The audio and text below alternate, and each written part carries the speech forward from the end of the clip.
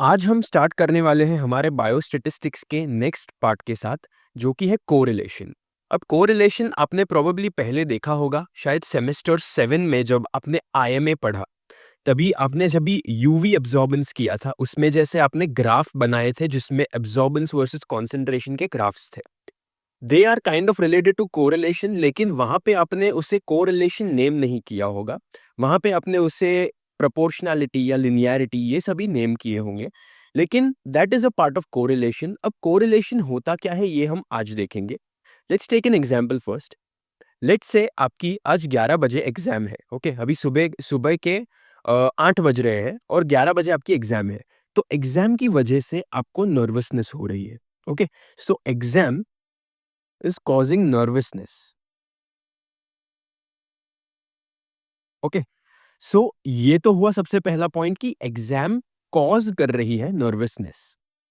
Okay, so this also highlights another important point कि correlation और causation ये दोनों अलग चीजें होती है। ओके, सो ये तो फर्स्ट पॉइंट हुआ कि एग्जाम आपको नर्वसनेस कॉज कर रही है, जो नॉर्मल है काफी। लेकिन लेट्स से आप 11 बजे पहुंचना चाहते हो आपके जो एग्जाम सेंटर है वहां पर, लेकिन आपकी ट्रेन जो 10 बजे की होने वाली थी, 10 बजे की होने वाली थी, वो 10:15 हो गए हैं, फिर भी अभी तक आई नहीं है। ओके, सो आप पहले से थोड़े नर्वस थे, राइट? सो लेट्स से आप अगर ट्रेन डिले नहीं हुआ था, 0 मिनट्स का डिले है, तो आप नर्वस थे। 5 मतलब मैं इसमें कोई रैंडम एक यूनिट नहीं है कोई नर्वसनेस मेजर करने की ऑब्वियसली, लेकिन मैं एक रैंडम कोई भी वेरिएबल ले रहा हूँ या कोई भी एक न्यूमेरिकल वैल्यू ले रहा हूँ नर्वसनेस मेजर करने के लिए। ओके, सो अगर आपकी ट्रेन डिले नहीं हुई है, फिर भी आपको थोड़ा सा नर्वसनेस हो रहा है क्योंकि एग्जाम है आपकी। लेकिन लेट्स से आपकी ट्रेन 15 मिनट्स डिले हो गई है, तो इसकी वजह से आपका जो नर्वसनेस है वो बढ़ रहा है। ओके, इसकी वजह से आपका नर्वसनेस लेट्स से 10 हो गया। अब अगर ये ट्रेन 20 मिनट्स डिले हुई, तो आपका नर्वसनेस 15 हो गया। अगर आपकी ट्रेन 25 मिनट्स लेट हुई, तो आपका नर्वसनेस और बढ़ गया, 20 हो गया। Okay, so as you can see, जैसे जैसे ट्रेन डिले टाइम बढ़ता जा रहा है, उतनी ही आपकी नर्वसनेस बढ़ती जा रही है। तो इस केस में हम जो ट्रेन डिले है, उसको कहेंगे इंडिपेंडेंट वेरिएबल,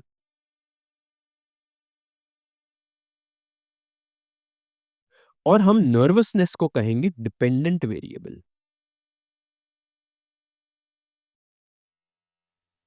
अब इंडिपेंडेंट वेरिएबल को प्रेडिक्टर वेरिएबल भी कहा जाता है, और डिपेंडेंट वेरिएबल को रिस्पॉन्स वेरिएबल भी कहा जाता है। ओके, सो इसका मतलब क्या है? ये इंडिपेंडेंट वेरिएबल क्यों है? क्योंकि ये इंडिपेंडेंट वेरिएबल डिपेंडेंट वेरिएबल से कोई अफेक्ट नहीं ले रहा है अपना। ओके, इसका मतलब क्या हुआ कि अगर आपकी नर्वसनेस बढ़ रही है, तो उसकी वजह से ट्रेन डिले नहीं हो रही है। ट्रेन डिले हो रही है इसलिए आपकी नर्वसनेस बढ़ रही है। तो nervousness is dependent on the fact that the train is getting delayed. Train delay हो रही है, इसकी वजह से नर्वसनेस बढ़ रही है। ओके, सो इसमें हमारे पास इंडिपेंडेंट और डिपेंडेंट वेरिएबल है।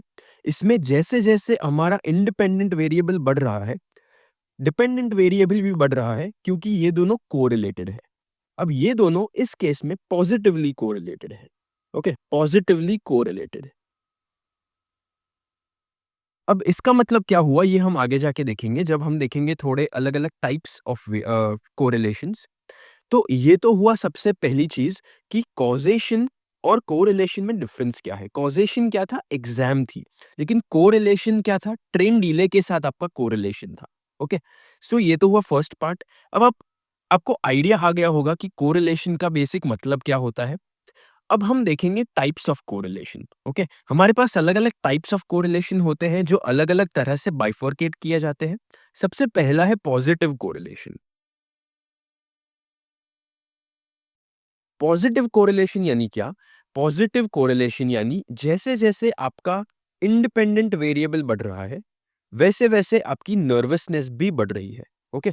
सो इसमें अगर आप देखने जाओ तो आपको जो ग्राफ मिलेगा इसमें, वो आपको कुछ ऐसे टाइप का ग्राफ मिलेगा, ऊपर जाता हुआ। ओके? ये होता है पॉजिटिव कोरिलेशन, क्योंकि दोनों चीज़ें बढ़ रही है। जैसे-जैसे कोई एक चीज़ यानी कि इंडिपेंडेंट वेरिएबल बढ़ रहा है, वैसे-वैसे डिपेंडेंट वेरिएबल भी बढ़ रहा है। ओके? इसका ऑपोजिट होता है नेगेटिव कोरिलेशन।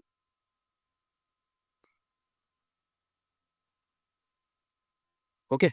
अब नेगेटिव कोरिलेशन का क्या एग्जांपल ले सकते हैं हम नेगेटिव कोरिलेशन के लिए ले सकते हैं कि लेट्स से जैसे-जैसे हमारा एक्स एक्सिस पे टाइम इंक्रीज़ हो रहा है, वैसे-वैसे हमारे ड्रग की स्टेबिलिटी जो है, वो डिक्रीज़ हो रही है, राइट? जैसे-जैसे टाइम इंक्रीज़ हो रहा है, वैसे ड्रग स्टेबिलिटी डिक्रीज़ हो रही है, यानी कि कोरिलेटेड तो है दोनों, मतलब एक की वजह से दूसरे पर फ़र्क पड़ रहा है, लेकिन इस केस में उल्टा फ़र्क है, यानी कि इनवर्स कोरिलेशन है, नेगेटिव कोरिलेशन है। इस वजह से हमें ग्राफ कुछ ऐसा मिलेगा, यानी कि जैसे-जैसे टाइम लेट्स से यहाँ पर 5 मिनट्स का टाइम है, तो आपका ड्रग स्टेबिलिटी काफ़ी हाई है। लेकिन लेट्स से यहाँ पर 50 मिनट्स का टाइम है, तो आपका ड्रग स्टेबिलिटी काफ़ी कम हो गया है। जैसे टाइम बढ़ा, नेगेटिव कोरिलेशन की वजह से आपका ड्रग का स्टेबिलिटी डिक्रीज़ कर गया। तो ये तो हुआ सबसे पहला एग्जाम्पल। नेक्स्ट एग्जाम्पल हमारे पास जो सेकंड टाइप ऑफ बाइफर्केशन या क्लासिफिकेशन है हमारे पास, वो है इस केस में simple and multiple correlations.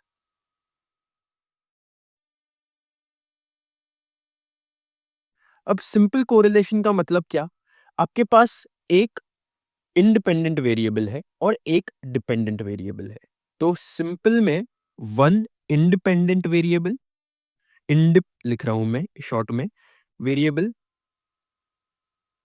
And multiple में हमारे पास आएगा मल्टीपल इंडिपेंडेंट वेरिएबल्स, लेकिन दोनों केस में हमारे पास डिपेंडेंट वेरिएबल सिर्फ एक ही होगा। ओके, यानी कि सिंपल में हमारे पास एक ही इंडिपेंडेंट वेरिएबल था, एक ही डिपेंडेंट वेरिएबल, लेकिन मल्टीपल में हमारे पास मल्टीपल ऐसे अलग-अलग वेरिएबल्स हैं जो हमारे डिपेंडेंट वेरिएबल पर अपना इफेक्ट दिखा रहे हैं। सो एज एन एग्जांपल यहाँ पर हम ले सकते हैं कि लेट्स से हमारे पास हमारी एक टैबलेट है। ओके, अब टैबलेट पर किन-किन चीज़ों का इफ़ेक्ट पड़ सकता है? हमारे tablet let's say stability consider कर रहे हैं हम, तो इस टैबलेट की स्टेबिलिटी पर बहुत सारी अलग-अलग चीज़ों का फ़र्क पड़ सकता है, राइट?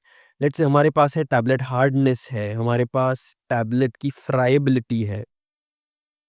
सो ये सभी हमारे पास है इंडिपेंडेंट वेरिएबल्स, यानी कि ये अफ़ेक्ट दिखाएँगे अपना या इफ़ेक्ट दिखाएँगे अपना टैबलेट की स्टेबिलिटी पर, यानी कि ये हमारे पास है डिपेंडेंट वेरिएबल। सो आप देख सकते हैं कि एक डिपेंडेंट वेरिएबल है, लेकिन उसके ऊपर बहुत सारे अलग-अलग फैक्टर्स का इफेक्ट पड़ रहा है, जैसे हार्डनेस, फ्राइबिलिटी और भी बहुत सारे फैक्टर्स होते हैं। तो ये हुआ हमारा simple and multiple correlations. Next है हमारे पास पार्शियल एंड टोटल कोरिलेशंस।